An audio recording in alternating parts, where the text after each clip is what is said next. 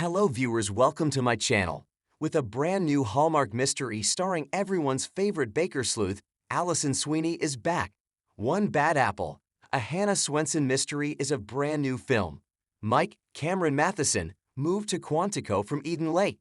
But this time, the investigative baker might have found her equal in Chad Norton, the prosecuting attorney, Victor Webster. The Day's actor discusses penning her first script, the significant cast change, and why fans of the enduring mystery series adore the family dynamics in this exclusive interview with us.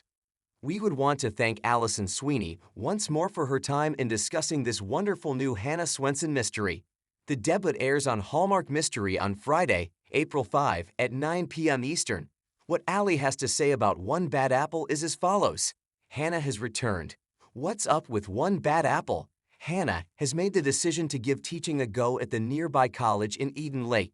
She has been conversing with Professor Bradford Ramsey, also known as Oliver Ramsey, the professor you met in the last film, Zest for Death. He suggests that she teach a course, which she accepts and enjoys doing. And surprise, she discovers even another corpse. She has to find out who done it since she feels guilty. Delores is attempting to become a private investigator, which is one of the side tales I adore in this. Her daughters experience considerable stress as a result, but the film also features some humor. It's really enjoyable. My favorite part of the film is that subplot. This script was masterfully written by you. Delores' humor is well balanced, and there are other amusing things. You even mention a series of cookbook books, incredibly meta. It was begging to be done. In my mind, the scenes just compose themselves. I was desperate for that moment, but I couldn't let myself. Which apple turnover mystery did you select? How did you refine this for the upcoming enigma? Together, my producing partner Craig Baumgarten and I talked about the movies. First of all, there are a ton of amazing novels published by Joan Fluke for us to pick from. In the end, I read through every book. My selection process mostly involves considering which characters appear in them, how Hannah locates the body, how the case is solved, and what the major Act 9 confrontation is. That's what draws me in sometimes. I was really into the murder this time. Normally, I have no problem discussing a crime, but I sincerely hope that the audience will be taken aback by the revelation of the victim right away. It's not normal that I want to keep that a secret. Usually, we would divulge that. Based on the novel and the concepts we have for the characters, we have already determined what the mystery will be. I suggested that Delores work as a private investigator. That is all Barbara Niven's fault. Her performances have been incredibly captivating even so far. I adore her a great deal. I imagined it would be an amazing turn of events. Upon presenting the concept to Hallmark, they asked if I would be interested in scripting it. That's the way it transpired.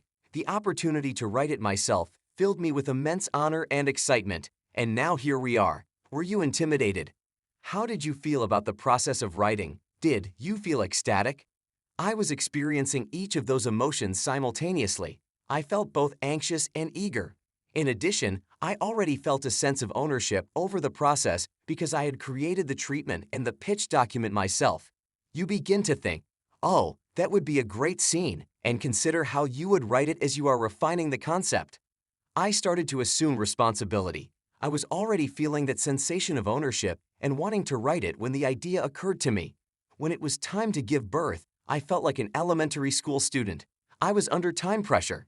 I was forced to do it. I was doubtful and worried. Then, it actually came together quite fast. It almost felt like cheating because I know the characters so well. I just can hear Barbara and Gabe, who plays Norman, in my head. It unfolded in a very organic, I hate that word, but it is true. It just happened. The scenes were in my mind. I just had to write them down. Hannah is in a transition period now. What is it like playing Hannah and writing about her at the same time? I always approach the pre-production as a producer, not as an actress. I sort of wait until it is time to film, and then I wait to be the actress when I am on set.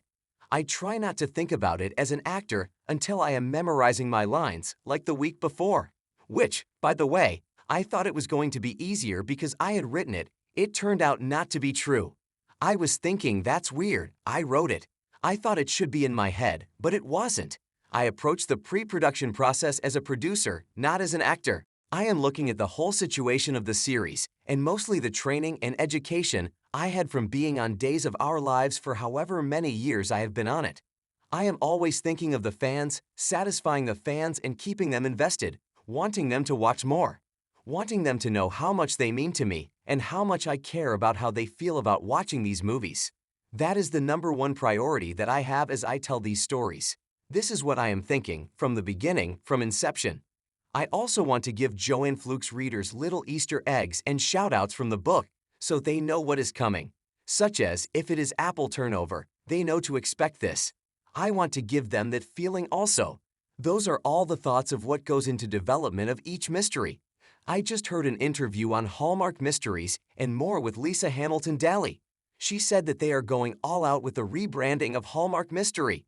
Are you thinking of another movie? Stay tuned. I went through all the same feelings that the fans went through as it all unfolded. Then, when Hallmark discussed the idea of bringing Victor, my eyes widened. Yes, I want to make that happen. I just loved the idea and thought it was such a great way to open up Hannah's world in a new direction. I am not a big fan of the recast. They are very different men. I think Victor deserves his own character and story. I poured through all of the novels. I searched for a prosecutor I could bring into this world. By the way, over the years, Joanne Fluke has certainly given Hannah plenty of love interests. I was so happy, and I started looking for the next mean guy. But to give you a heads up, that was a disastrous romantic relationship for her. We so disagreed over who should be in charge. I then made the decision not to follow that path. After that, I came across some online fan comments that stated, "It better not be Ross." I was very happy that I chose not to take that path. I felt such relief in Lake Eden. Chad is a fictional character. In a way, he is the prosecutor. The stories don't really get to know him that well. Since Joanne Fluke has already concluded the tale in the books, I thought he would be a new romantic interest for Hannah while still being true to her original intentions. It's good that he participates in the investigation of crimes. In his capacity as prosecutor, he convicts the attackers and criminals Hannah assists in apprehending. However, he approaches this from a distinct perspective, maybe with greater skepticism toward Hannah's activities, which I find entertaining. The last thing you need is a baker with her clues when you are presenting this to a judge and jury, as I imagined it would be. There is no evidence for any of it. In a trial, he cannot employ any chain of command. Thus, I believe he would view Hannah's actions from a different angle. It is more akin to what my spouse believes of Hannah's activities in several aspects. One bad apple brings the three Swenson sisters back together. The fans now genuinely adore it when the three of them are together. Why, in your opinion, is this so crucial? The relationship with the family, in my opinion, is what draws the fans back. The chemistry between the three sisters, as well as Barbara Niven, who plays our mother, is something I cannot praise highly enough. That, in my opinion, is what makes the books and movies so beloved by audiences. They adore the sisterly bond between them. Once more, Joanne Fluke deserves praise for how well-written each sister is. How dissimilar are they all from one another and the love they share, and how they all torture their mother in different ways. How Andrea, Lisa Derupt, is always correct, and how Delores is strict with her single daughters. Everyone can identify to it, in my opinion, because it has the makings of a true family dynamic, and each character in the novel has their own family. Seeing it all come to pass is quite enjoyable since you can relate to it. Naturally, the situation these characters find themselves in is hilarious, and you can't help but laugh at how ridiculous these characters are. I find it quite entertaining to observe and play with the sisters' love, despite how different they are from one another, and their reunion. I get to enjoy myself as an actor there. When I'm writing it, I just amuse myself by thinking about how much fun particular sequences would be to play. I had an instinct that Barbara and Lisa Derupt would be hilarious when we arrived, joking about and playing with flour. When I asked them if I was amused by my own humor, they teased me. I said, "No, you're hilarious. You add humor to it." We had a great time creating those sceneries. Don't miss One Bad Apple, a Hannah Swenson Mysteries Hallmark Channel premiere on Friday, April 5 at 9 p.m. Eastern. Peacock customers can also watch for up to 72 hours following the launch. Once again, thank you for sharing your most recent mystery.